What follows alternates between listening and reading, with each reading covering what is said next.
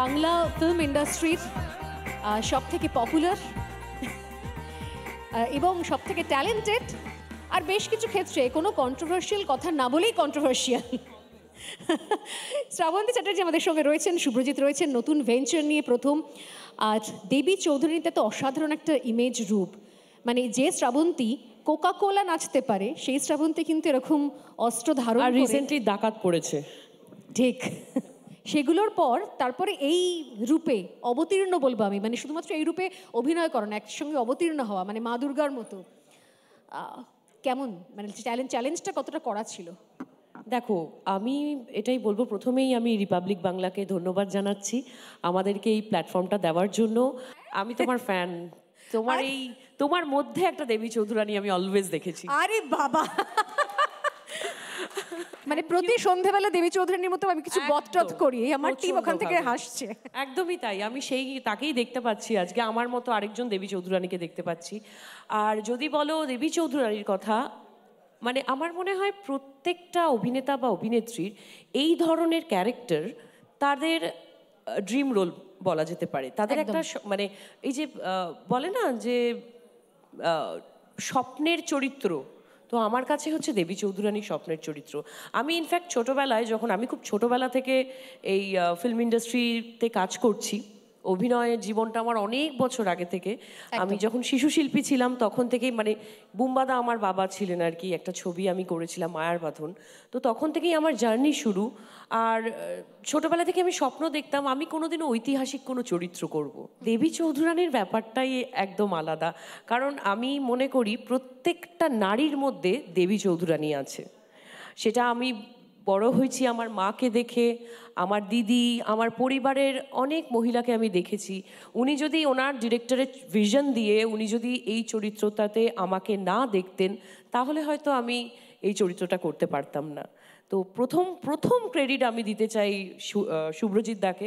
চাইবো এই দেবীপক্ষে দুর্গাপুজোয় আসছে আমাদের ছবি, অনেক বাধা বিপত্তি, অনেক যুদ্ধ করে আমরা এই ছবিটা শেষ করতে পেরেছি।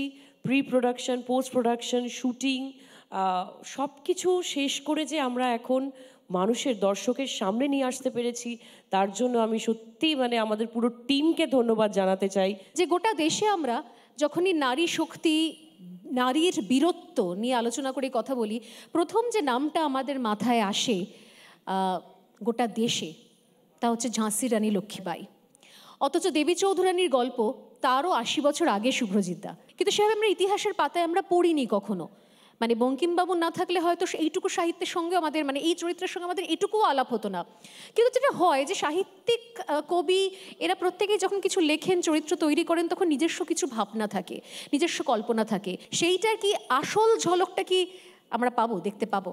হ্যাঁ, এটা একটা খুব ভালো পয়েন্ট বলেছো স্বর্ণালী। প্রথমেই রিপাবলিক বাংলাকে ভীষণভাবে ধন্যবাদ এরকম একটা প্ল্যাটফর্ম দেওয়ার জন্য, আমাদের দেবী চৌধুরানী টিমকে।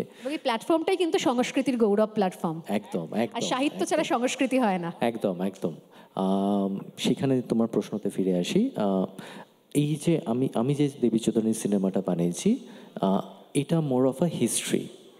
আমাদের উপন্যাসের কিছুটা আদল রয়েছে, কিন্তু this is more of a history. মানে this is more in search of the real Devi Chaudhurani and Bhabani Pathak, যেটা কিন্তু আমরা ইতিহাসের পাতায় সেটা ফুটনোট হিসেবে রয়ে গেছে। বিভিন্ন কারণে বা হয়তো অজ্ঞানতার কারণে সেগুলো ফোরফ্রন্টে নিয়ে আসা হয়নি। আমাদের এইরকম যে একটা কী বলবো গ্লোরিয়াস পাস্ট ছিল, যে আমাদের এইরকম যে একটা আমরা যে সাধারণ মানুষ যে ব্রিটিশদের এগেনস্ট এইভাবে লড়াই করেছিল, এই জিনিসগুলো বিভিন্ন কারণ আছে, রাজনৈতিক কারণ আছে। পরবর্তীকালে আমরা স্বাধীনতা সংগ্রামে মাতঙ্গিনী হাজরার গল্প পড়েছি, কিন্তু শুরুটা যাবে হয়েছিল অত 100 বছর আগে দেবী চৌধুরানীর হাত ধরে 1770 থেকে 1780। সো সেই সময়, আর সেইটা কিন্তু পুরোটাই কিন্তু আমরা যখন east India company archival records যদি পড়ি, সেখানে কিন্তু ডিটেল ডিসক্রিপশন রয়েছে, মানে কীভাবে হয়েছিল, কখন হয়েছিল, কী রকম রেট করেছিলেন, সব কিন্তু সেখানে রয়েছে। সিনেমা রিলিজ হওয়ার পর আবার তো মনে হয় শ্রাবন্তী তোমাদের উচিত হচ্ছে এই স্ক্রিপ্টটাকে বই আকারে বের করা, অন্তত একটা পাবলিকেশন বার করা, যাতে মানুষ গল্পটা পড়তে পারে এর পরেও। স্বর্ণালী, আমি তোমার সাথে একটা জিনিস শেয়ার করতে চাই।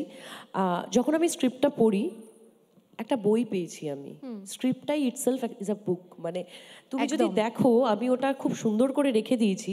আমার জীবনের মানে ভীষণ স্পেশাল একটা স্ক্রিপ্ট, এরকম চিন্তা ভাবনা, আর লেখাগুলো এত সুন্দর, মানে বোঝা যাবে যে কোনো মানে পুরোটা সাহিত্য ভরপুর আছে আর কি স্ক্রিপ্টটার মধ্যে।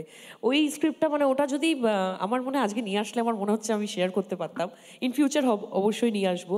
তো আমি মনে করি এই বইটা আমরা বার করতেই পারি পুরো, মানে সংস্কৃতির গৌরবের মঞ্চ থেকে একটা দারুণ ইনিশিয়েটিভ আমরা শুনতে পাচ্ছি। আমাদের একটা ইনিশিয়াল প্ল্যান ছিল, তো সেটা দেখা যাক।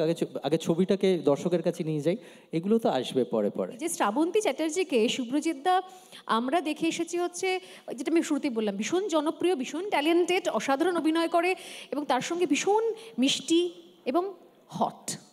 সেরকম একজন অভিনেত্রী হিসেবে আমরা দেখে এসেছি। সেই জায়গা থেকে দাঁড়িয়ে Srabanti Chatterjee on screen action করছেন এবং সেই অ্যাকশনও মানে যেমন তেমন অ্যাকশন নয়, প্রপার সেই সময় তুলে ধরার জন্য একদম লাঠি থেকে শুরু করে তরোয়াল থেকে শুরু করে, তো কষ্ট হচ্ছিল। ওর পুরো কেটে রক্তাক্ত অবস্থা হয়েছিল। আর আমাদের তো প্রাজ্ঞ ট্রেনিং দিয়েছিল। সো আমাদের যখন ট্রেনিংয়ের সময় থেকে একটা প্রচণ্ড রিগারাস একটা ট্রেনিং ছিল, যেটা মানে একদম বাধ্য ছাত্রীর মতো এখানে থাকতো, মানে ট্রেনিংয়ের ওখানে যেত এবং ট্রেনিংটা ফলো করতো। ঘোড়সওয়ারি, তারপর সোর্ড ফাইটিং, তারপর বর্ষা নিয়ে লড়াই, ছুরি নিয়ে লড়াই। প্লাস ওখানে আমাদের যে ধরনের টেরেনে শ্যুট হয়েছে, একদম তো মানে ভীষণই রুক্ষ শুষ্ক একটা জায়গা, তো অনেক প্রচুর দিন হয়েছে পুরো রক্তাক্ত হয়ে মেকআপ ভ্যানে ঢুকেছে।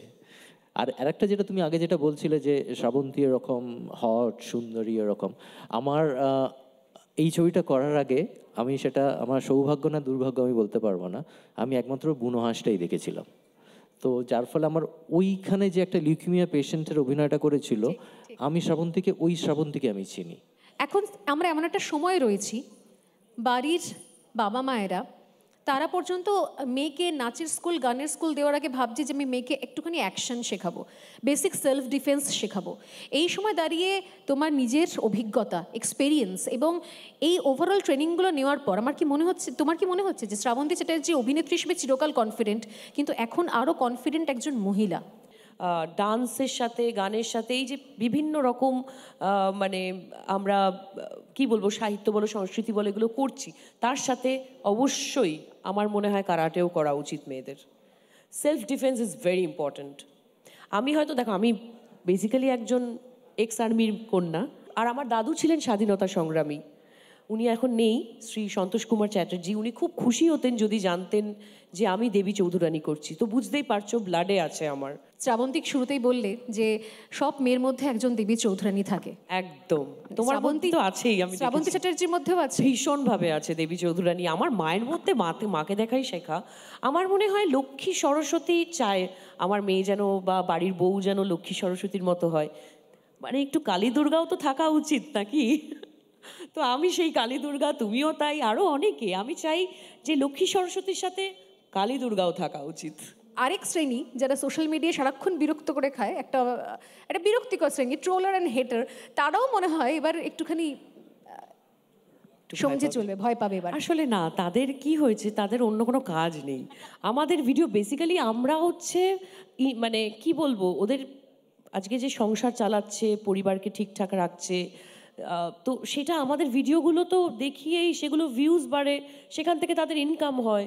ইন্টেনশনালি তো মানে ইনডিরেক্টলি বলা যেতে পারে আমরা হেল্পই করছি তাদের পরিবার চালানোর জন্য।